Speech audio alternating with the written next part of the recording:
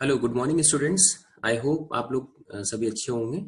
एक बार फिर से आपका लेक्चर क्लासेस पे स्वागत करता हूं मैं। लास्ट लेक्चर में हम लोगों ने मोशन के बारे में बात की थी। आज हम लोग नया चैप्टर स्टार्ट करते हैं, that is known as forces and law of motions. Forces क्या होते हैं, उनके मोशंस क्या होते हैं, इनके बारे में हम लोग आज डिटेल में बात करते हैं। तो हम लोग अपने लेक्चर को स्टार्ट करते हैं। तो नेक्स्ट चैप्टर जो आपका है वो that is known as forces and law of motions, right. ये फोर्सेस क्या होते हैं, उनके लॉज ऑफ मोशंस की अगर हम लोग बात करते हैं तो वो क्या होता है, उन सब के बारे में हम लोग डिटेल में देखते हैं। तो अगर हम फोर्स की बात करते हैं कि how you can define force, force क्या होता है, how you can assume that there will be a force और नॉट। तो इसका सिंपल तरीका है, देयर आर 3 पॉइंट्स, 3 पॉइंट्स हैं, उसको आप ध्यान में रखते हुए आप फोर्सेस के बारे में बता सकते हैं। First, by force any stationary object became moving. अगर कोई स्टेशनरी ऑब्जेक्ट है उसको अगर आपको मूविंग बनाना है, that is due to force. अगर कोई स्टेशनरी है तो उसको मूविंग बना सकते हैं। अगर कोई ऑब्जेक्ट आपका मूविंग में है then it comes into stationary, then due to force. तो कोई अगर मूविंग में है उसको स्टेशनरी में लाना है तो आपको फोर्स लगाना पड़ेगा। चेंजिंग द डायरेक्शन, अगर किसी ऑब्जेक्ट की डायरेक्शन है उसको आपको चेंज करना है तो आपको फोर्स अप्लाई करना होगा। This is all about effect of forces. Okay, next how you can define forces. तो बड़ी सिंपल सी डेफिनेशन है। क्या बोलेंगे, pulling and pushing of any object. Pulling and pushing of any object is known as force. किसी object को pull करना, push करना, वो क्या कहलाता है, फोर्स कहलाता है। ओके, जैसे कुछ एग्जांपल्स दे रखे हैं आपने डायग्राम के थ्रू, आप इसको समझ सकते हैं। ट्रॉली है, ड्रॉर है, इसमें जब हम फोर्स लगाते हैं तो क्या होता है कि उसमें मूवमेंट होता है, that is due two forces. हम बॉल खेलते हैं, हॉकी खेलते हैं, उसमें क्या होता है, जब हम बॉल को पुश करते हैं, उसके ऊपर फोर्स अप्लाई करते हैं तो क्या होता है, उसमें मूवमेंट होता है, that is also known as force. अगर किसी बॉल को आप उसको प्रेस करते हैं तो that is also due two forces. किसी स्प्रिंग को आपने प्रेस किया तो ये सारी चीजें क्या है, ये सब शो करती हैं कि फोर्सेस अप्लाई करने से आपका जो मूवमेंट होता है वो आपको दिखाई देता है। ओके, नेक्स्ट टॉपिक आपका है balance and unbalance forces. Name से ही पता चल रहा है बैलेंस मींस क्या हो गया कि जिसमें अगर फोर्सेस जो होंगे वो बैलेंस कैटेगरी में हो। बैलेंस मींस अगर मान लो 2 और मोर फोर्सेस लगे हुए हैं 2 डायरेक्शंस में, अगर दोनों का मैग्नीट्यूड सेम होगा तो उसको हम क्या बोलेंगे, बैलेंस फोर्स। अनबैलेंस फोर्स क्या हो गया, अगर किसी ऑब्जेक्ट पे 2 से ज्यादा फोर्सेस लगे हैं और वो बैलेंस नहीं है तो that is known as unbalance force. मान लो अगर एक मोटा आदमी है, एक पतला आदमी है और दोनों एक दूसरे साइड में फोर्सेस लगा रहे हैं, अगर वो बैलेंस होगा तो उसको हम बैलेंस बोलेंगे, अगर दोनों के फोर्सेस इक्वल होंगे।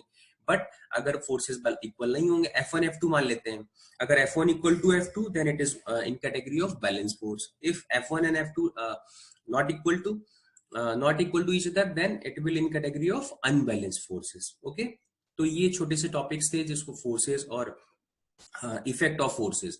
कम टू नेक्स्ट टॉपिक। अब न्यूटन्स के 3 लॉ दिए, जो गैलीलियो एक साइंटिस्ट थे, गैलीलियो की स्टडी को न्यूटन्स ने स्टडी किया और उसके on behalf of that study Newton's give 3 basically motions laws. तो 3 लॉ दिए। फर्स्ट लॉ क्या कहता है, वेरी सिंपल है। फर्स्ट लॉ क्या कहता है कि when any object is in rest और is in motion it wants to in that condition. अगर कोई ऑब्जेक्ट स्टेशनरी है तो स्टेशनरी रहना चाहता है, मूवमेंट है तो मूवमेंट रहना चाहता है, जब तक कि उसके ऊपर कोई एक्सटर्नल फोर्स नहीं लगाते हैं। ओके, तो when any object is stationary और in moving it wants to become in remain same condition unless and until an external force is not applied on that. तो बेसिकली फर्स्ट लॉ है, first law simple सा है, अब समझ में आया। Are you getting my point. तो in first law क्या कहता है कि when any object is in motion और in rest it wants in that remain conditions, उसी कंडीशन में वो रहना चाहता है अनलेस एंड अनटिल कोई एक्सटर्नल फोर्स इसके ऊपर हम नहीं लगाते हैं, राइट। कोई बॉल है, स्टेशनरी है, स्टेशनरी रहना चाहती है, मूवमेंट है, मूवमेंट पे रहना चाहती है, जब तक कि उसके ऊपर हम क्या करते हैं, कोई एक्सटर्नल फोर्स नहीं लगाते हैं। तो जो स्टेट ऑफ मोशन है वो चेंज नहीं करना चाहता है ऑब्जेक्ट। ओके, कुछ एग्जांपल्स जैसे दे रखे हैं। अगर कोई ऑब्जेक्ट स्टेशनरी है, जैसे हम कैरम खेलते हैं तो उसमें भी अगर जो उसकी बॉल है अगर वो स्टेशनरी है तो स्टेशनरी में रहना चाहता है, मूवमेंट हो रहा है तो उसमें मूवमेंट में रहना चाहता है, right. And next one is inertia and masses. These all these things you have studied. Inertia की अगर हम लोग बात करते हैं तो इनर्शिया और ये मूवमेंट्स हो गए, तो इनमें masses, mass and weight, that is we have discuss about the scalar and vector quantity. Come to second law of motion. अगर हम सेकंड लॉ की बात करते हैं, अभी हम थ्योरेटिकल पोर्शन इसको कवर कर रहे हैं।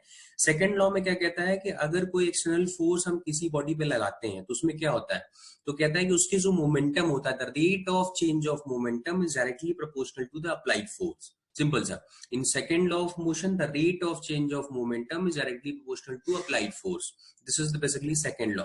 कहता है कि जो मोमेंटम होता है किसी भी ऑब्जेक्ट का, वो डायरेक्टली प्रोपोर्शनल होता है फोर्स को। जितना आप फोर्स लगाएंगे उतना ही उसमें मोमेंट, जो रेट ऑफ मोमेंटम होगा वो उतना ज्यादा होगा, उतना ही कम होगा।